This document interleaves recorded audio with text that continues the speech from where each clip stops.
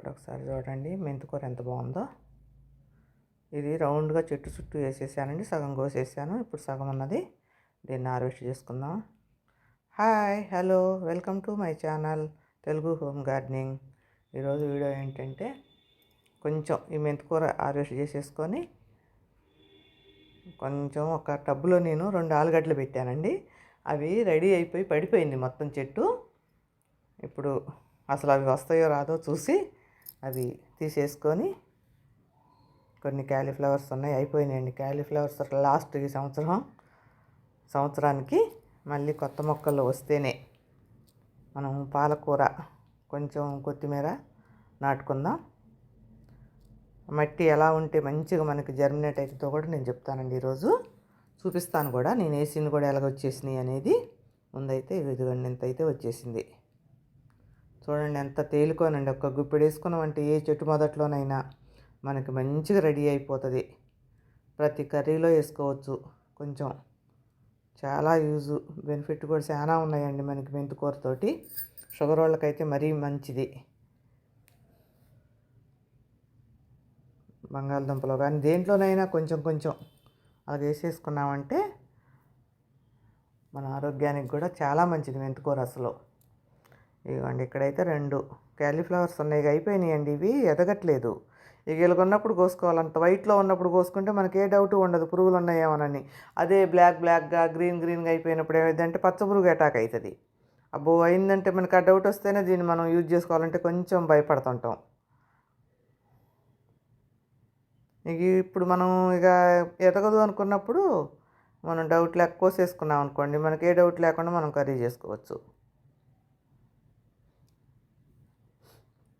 ఇదిగోండి, ఇవి మన చిన్న చిన్న ఉల్లిపాయలు లెక్క పైకి అవపడుతున్నాయి. అసలు లోపల ఉన్నాయో కుళ్ళిపోయిందో, ఇదే నాకు ఫస్ట్ టైం. చూద్దాం అసలు, మనం ఒకసారి ట్రై చేస్తేనే కదా మనకు తెలిసేది. మొత్తం తీస్తే అసలు ఉన్నదో కుళ్ళిపోయినాయో లోపల. ఈ భూమిలో ఉన్నాయి మనకి భయం అండి కొంచెం, అసలు వస్తాయో రావో, ఉన్నాయో లేవో కూడా మనకు తెలియదు అందులో. ఇది మొత్తం కదిలించేస్తే మట్టి తెలుస్తుంది. ఇవ్వండి, వచ్చినాయి కానీ ఊరలేదండి గట్టిగా. నేను వేసినవి 3 మొక్కలు ఇందులో, అయితే బలం సరిపోలేదన్నమాట దీనికి. మనం అవి దుంపలు తీసుకునేటప్పుడు దాంట్లో వాటర్ చేయకుండా ఉండాలండి. వాటర్ చేయకుండా ఉంటే మట్టి ఇలా ఉంటుంది, పొడి పొడిగా ఉంటుంది, మనకి చేతులకు అంటదు, ఏమి చికాకు లేకుండా ఫ్రీగా తీసుకోవచ్చు. ఆ బోర్లించే అవసరం కూడా లేదండి, ఇట్లా కదిలించేస్తేనే తెలిసిపోతుంది మనకి. ఆ మట్టి అంతా కింద బోర్లిచ్చి అటు ఇటు కదిలించాల్సిన అవసరం లేదు. మట్టి చేతి మంచి కింద కంటా వెళ్ళిపోతుంది మనం ఇట్లా చేయి పెట్టి లాగేస్తుంటేనే. అయినా ఎంత పెద్ద ఏం లేవండి, ఊరలేదు కొంచెం, అంటే బలం లేదనమాట అందుట్లో. నేను వస్తాయా రావా అన్న డౌట్ తోటి పెట్టాను, ఈ డౌట్ తోటి పాపం ఎదిగినాయి. ఏదో కుండీ ఖాళీగా ఉంటే అందులో పెట్టేశానండి. లేకపోతే దీనికి మనం మంచిగా పెట్టాలి అనుకున్నప్పుడు కరెక్ట్గా మట్టి కలుపుకొని బలంగా పెడితే బాగానే వస్తాయి అనేది అయితే అర్థమైంది నాకు. ఈ మట్టి అంతకుముందు నేను ఏదో వేసాను, ఇందుట్లో ఖాళీ అయిపోయింది. అప్పుడు ఇక ఆలుగడ్డలు మనకి మొక్కలు వస్తాయి కదండి, అప్పుడప్పుడు వాటిని మొక్కలు వచ్చినంత వరకు మధ్యలో కోసేసి 2 పార్ట్లు చేసి పెట్టేసుకున్నామంటే సరిపోతుంది, మంచిగా వచ్చేస్తాయి. ఇంకా అవన్నీ ఇన్ని అయితే వచ్చినాయండి. అసలు వస్తాయో రావోనని నాకు చాలా ఎగ్జైట్గా ఉంది. కాకపోతే ఏమి కుళ్ళిపోకుండా అయితే వచ్చినాయి 4. ఇప్పుడు వీడియోలోకి వెళ్తానండి. ఇదిగోండి, ఇక్కడ నేను ఈ పాలకూర అయితే ఫస్ట్ 15 రోజుల్లో ఏమైనట్టుందండి పోసి. ఇప్పుడు ఈ టైంలో మనం పోసుకునేటప్పుడు ఈ సీజన్లో మనం ఉసుకలు పాడు ఏం కలపాల్సిన అవసరం లేదండి. మట్టి, ఎరువు, కొంచెం ఓక, అంటే ఉసుకుంటే పోసుకోవచ్చు, ఉసుకే కావాలని ఏమి ఉండదు.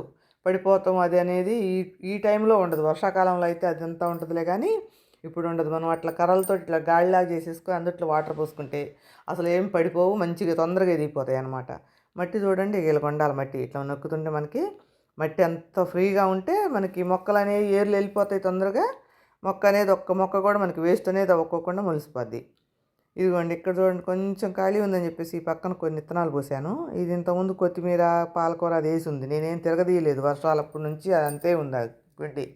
వర్షాలకి నేల గట్టిగా అయిపోయింది అది ఆ కుండి. ఇది అది ఒకేసారి పోసాను, కానీ ఇవి చూడండి చిన్నగానూ ఎంత నీళ్ళుకుపోయినట్టుగా ఉన్నాయి. అదేమో మంచి ఫ్రెష్గా అనిపిస్తుంది. ఇదిగో మట్టి చూడండి. ఆ దెరమట్టి ఇంక నేను కదిలించి పోసాక కొంచెమైనా లూజ్గా అనిపిస్తుంది.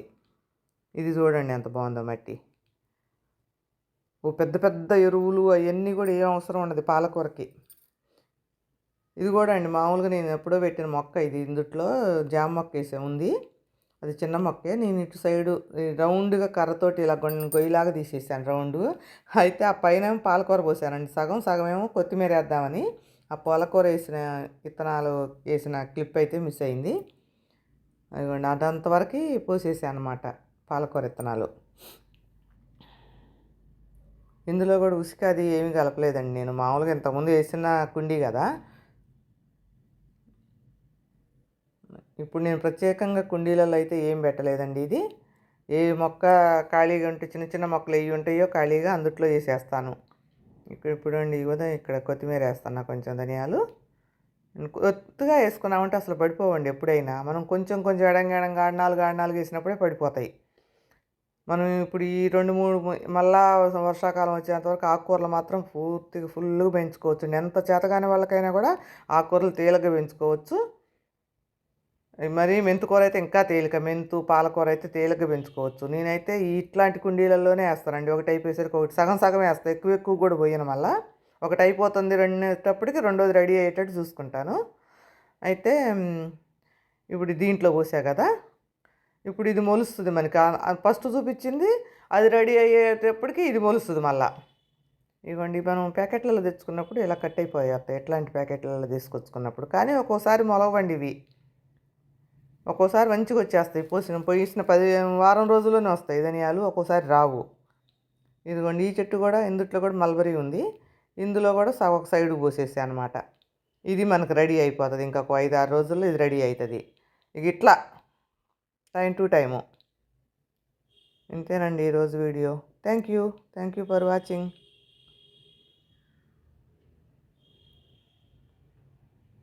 తర్వాత ఆ సైడు